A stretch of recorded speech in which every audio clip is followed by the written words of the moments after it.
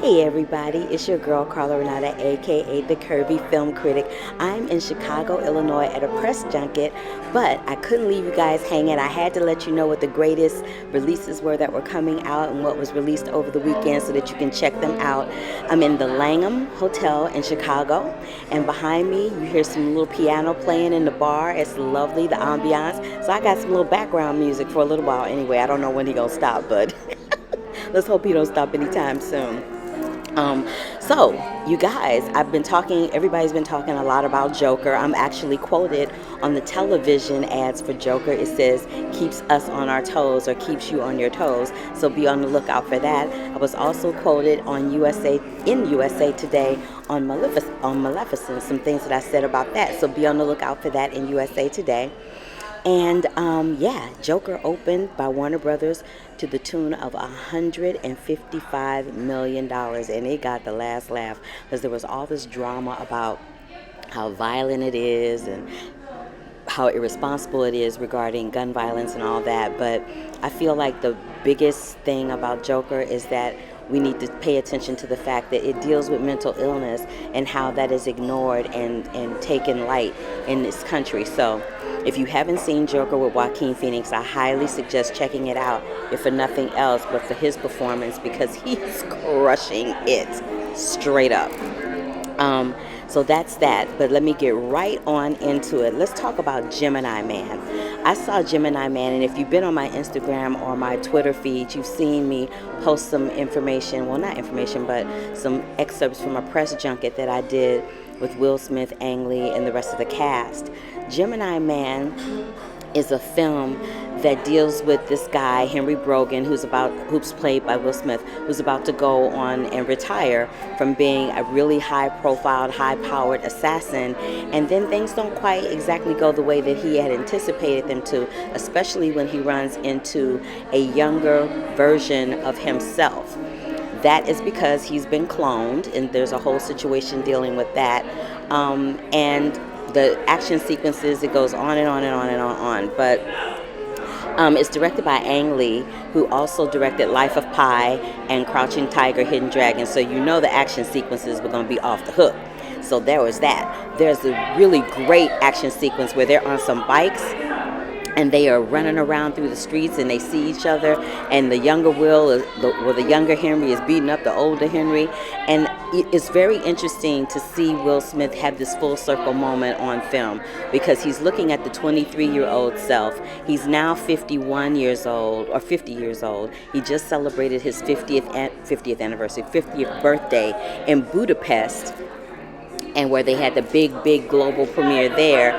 And in the press conference we talked a lot about what it felt like for Will Smith to be confronted with that version of himself, because unlike in Aladdin, he's actually acting with himself.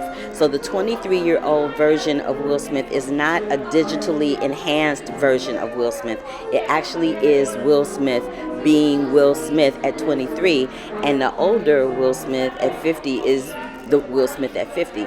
That in itself is interesting, because at the press conference I posed this question to Will about what it might feel like to if cloning was a situation where you were able to clone people, because we know that they've been cloning animals. Barbra Streisand cloned her dogs because she was so grief-stricken over her beloved doggie that she cloned her dogs. But what would it feel like if we were able to clone humans? If your mom or your dad or somebody that you loved very much other than your parental units there was no longer grief in loss involved, and you never lost a life, like what would that feel like?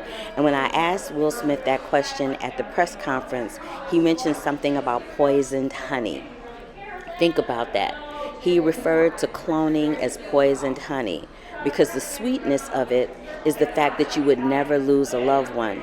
But anything that comes that digitally enhanced and that scientific advance always comes with a price, which actually makes it poisoned. So if you want to hear the full thing about what he said, go to my Instagram, my IGTV, and you can hear what he said there. I didn't want to take up time here with that, but you guys can go to my Instagram page, The Curvy Critic, and watch what he had to say about poisoned honey, among other things. The film is filmed in 3D at 120 frames per second, which makes it really, really finely digitalized filmmaking. And when I say that, it basically means that they said in the press conference that they couldn't even wear makeup because the makeup just showed the pores and made it look ridiculous. So they didn't wear makeup while doing it. And I'm like, I know there's a whole bunch of women in Hollywood, a whole bunch of starlets that are like, I'm really not trying to have a film filmed with me in it at 120 frames per second where I can't wear no makeup, because you know the divas get their faces beat for filth. So there's that. Will Smith is playing these two roles very effectively, I might add. He's really fantabulous in these two roles. And like I said before, it's a full circle moment for him, because we all remember when he was on The Fresh Prince of Bel-Air and you could see him on screen mouthing his words, and now we see a Will Smith that is now an Academy Award nominated actor. He's an action hero staple in film. He's got Bad Boys coming up again, which is being produced by Jerry Bruckheimer, who also produced he also produced this film, Gemini Man, in addition to Bad Boys and a bunch of other action franchises. So it's going to be really interesting to see what is up next for Will, after he does the Bad Boy franchise, because, we love us some Will Smith over here at Black Hollywood Live. We really, really do. There's a love story that's happening in this film. You guys, I wasn't feeling the love story. It kind of came out of nowhere. And Mary Elizabeth Winstead is fabulous. She's one of my favorites. But I just felt like her role in this film was a little wasted, and her presence in the film was a little wasted, unless there was an action sequence. So there's that. But I love her. I just thought that her presence in this film wasn't particularly necessary. And because of that, I felt like the script is a little on the weak side and the love story was a little on the weak side. But what I will say is I absolutely love the action sequences. I love Will Smith. I love Ang Lee. If you love either one of them and you love action movies, and let me just say, those action sequences are giving Fast and Furious a run for their money. I'm just saying, it's giving Fast and Furious a run for their money. But yeah, it's you guys are gonna love it. You're absolutely gonna love it. So that's Gemini Man. It is produced by Paramount Pictures. It is directed by Ang Lee, and it will be in a theater near you on October 11th. Now, back in the day, everybody knows the story about this astronaut who drove like 80 miles or some ridiculous mileage with diapers on so that she didn't have to stop to go to the bathroom, because she was insanely jealous over this man that she was having an affair with, right? It was based on the real life story of Lisa Marie Novak, who was a NASA specialist, and she was one of the astronauts that went up in space with the Space Shuttle Discovery. So now they've taken it and made it into a film with Natalie Portman and John Hamm. It's called Lucy in the Sky. So they've changed Lisa Marie's name to Lucy Cola. And Lucy has gone up in space on this space mission. She's having a really hard time adjusting to the reality of her world when she comes back. And that detachment from reality manifests itself in this affair that she has with a fellow astronaut played by John Hamm. And honey, the shenanigans happen. First of all, there's a joke. I think Ellen Burstyn plays her grandmother, and at one point Ellen Burstyn jokes in the movie saying something about astronaut dick. I'm about to say that it had to be really good for her to be driving all the miles in a diaper trying to take somebody out. I mean, there ain't that much good sex in the world, but according to Lucy Cola, there was, because there she was traveling across the country trying to take people out. You guys, I love Natalie Portman. I love John Hamm. I didn't really love this movie, though. I kind of didn't, but I love them.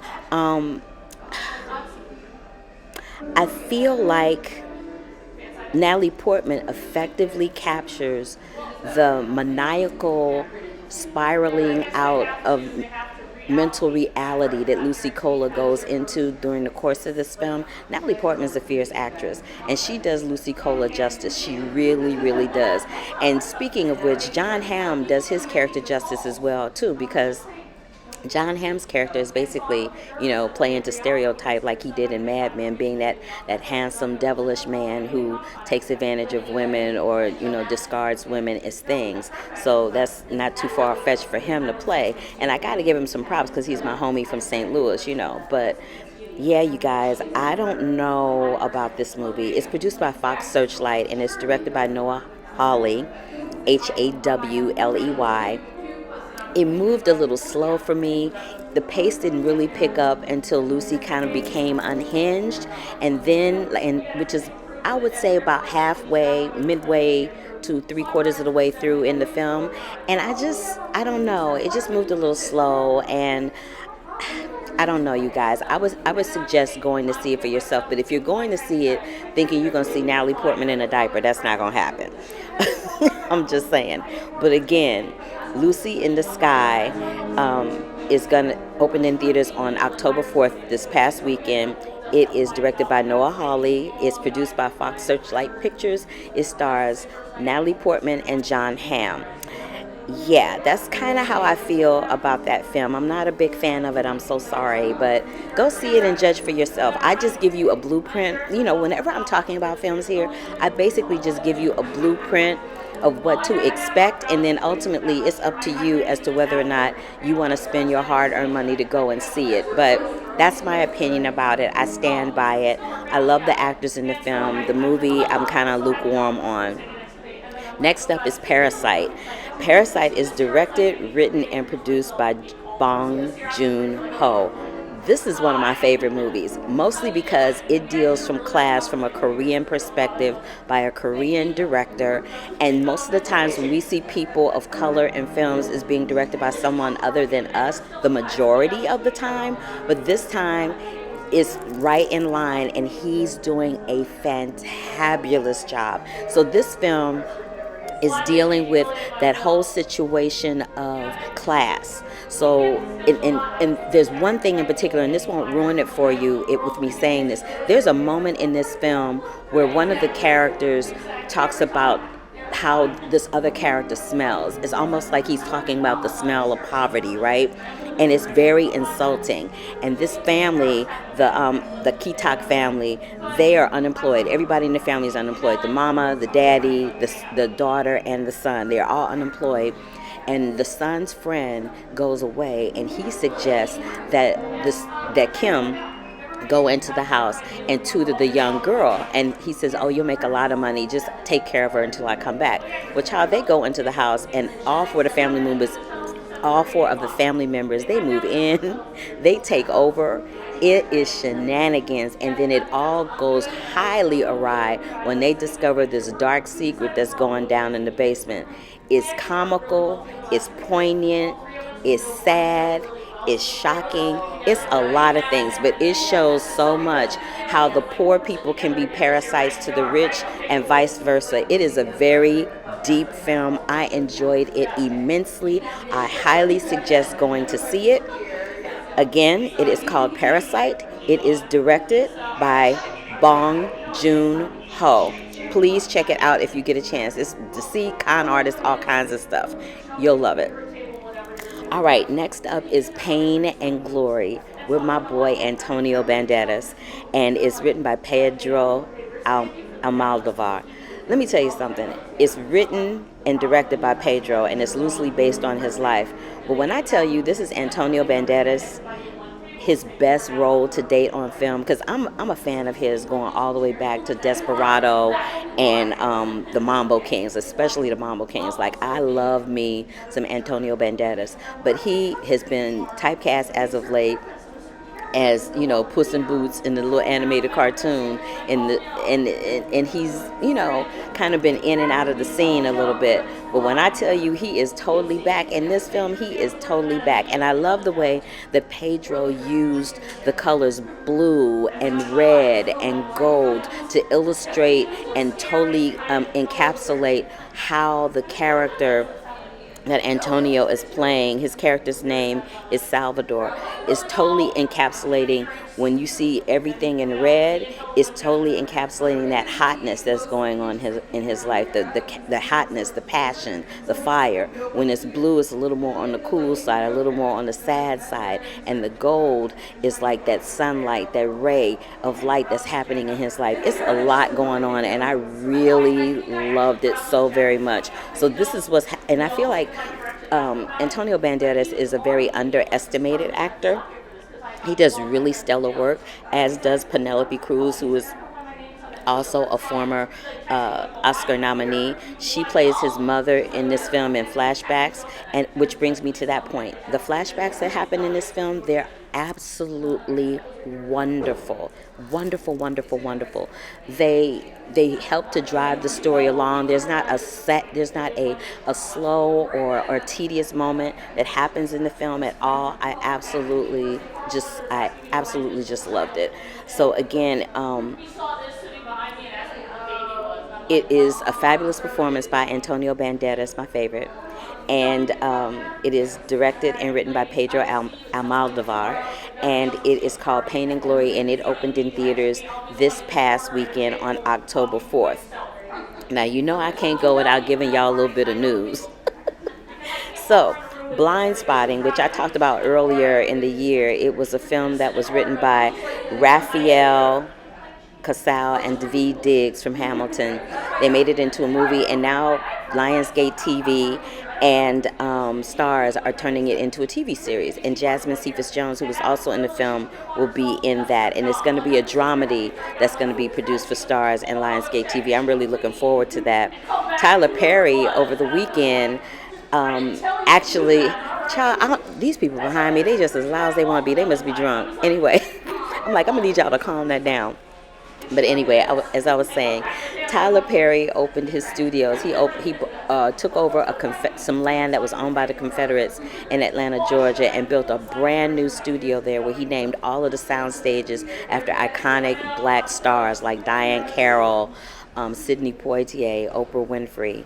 And speaking of Diahann Carroll, we lost Diahann Carroll this weekend. She was 86. And she lost her life to cancer. But we love Diahann Carroll because Diahann Carroll is iconic. She was the first African-American woman to star in her own sitcom on television. She was a Tony winner. She was a Golden Globe winner. A lot of people remember her from her role as Dominique Devereaux on Dynasty. She was in the Five Heartbeats, very classy. She was classy from the time she got here to the time she departed. We will miss her dearly, Miss Diahann Carroll. But Tyler Perry did name a soundstage after her as well. And Tyler Perry is also in the news this week because there is a frequent guest on the Ellen Show named Young Dylan. He's been on there maybe about 3 or 4 times. He's about 10 years old, I want to say. And Tyler Perry has teamed up with Nickelodeon to produce a TV series, a live-action TV series that's solely going to center on Young Dylan. So congratulations, Young Dylan. Congratulations, Mr. Perry, on opening your big, fantabulous studio.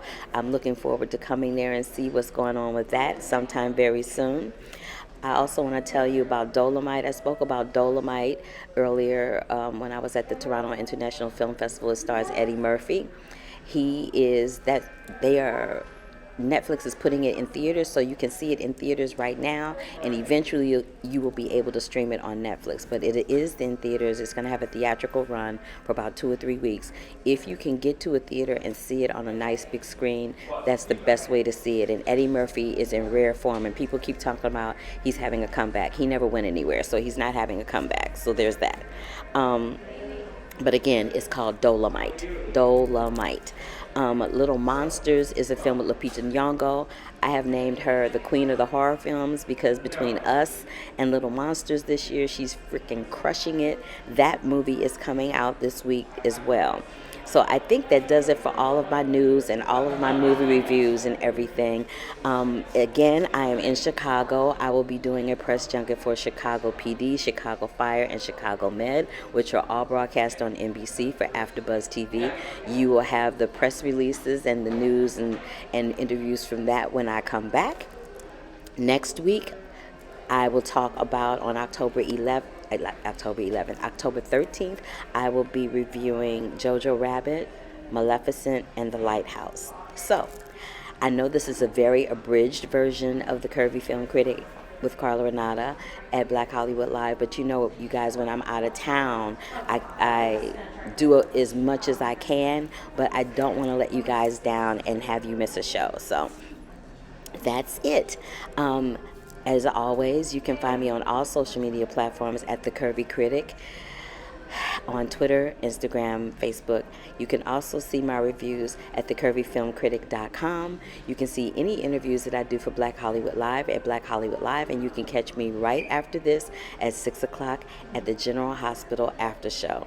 Until next week, love, peace, and hair grease. Thank you so much for joining me. Go to YouTube. Give me a big old thumbs up to let me know you were here so I know you were here. And I will see y'all soon, okay? Bye.